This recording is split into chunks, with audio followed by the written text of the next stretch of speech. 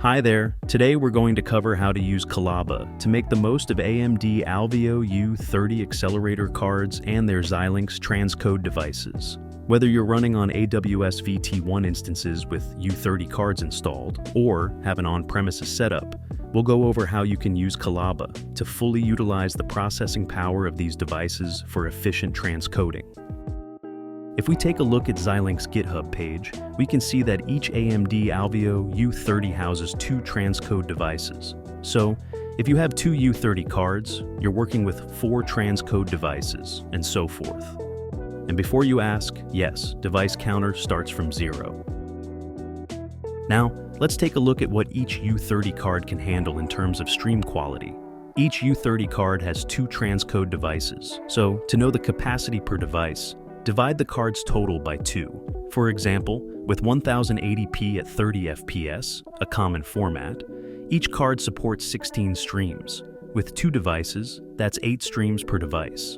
When transcoding tasks aren't assigned to a specific device, they default to device 0, which can easily become overloaded. Callaba lets you assign specific devices to each transcoding process, which helps balance the workload and prevents any single device from being overloaded. Now, let's figure how to do this distribution. Let's say I'm using VT1.6 X-Large instance that has 4 transcode devices. Each transcode device can handle 8 1080p 30 FPS streams. So, for first stream from 1 to 8, I leave the default device, device 0. For streams from 9 to 16, I specify device 1. Streams from 17 to 24 go to device 2. Streams 25 to 32 go to device 3. Here I have 8 web players with media accelerated transcoding setup. Let's add the 9th one. Name your player and pick your stream source.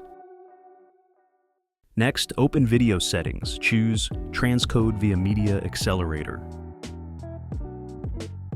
In the device field, assign device 1 to handle this stream's transcoding.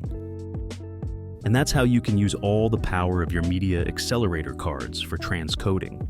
Try Callaba for free today, and thanks for watching.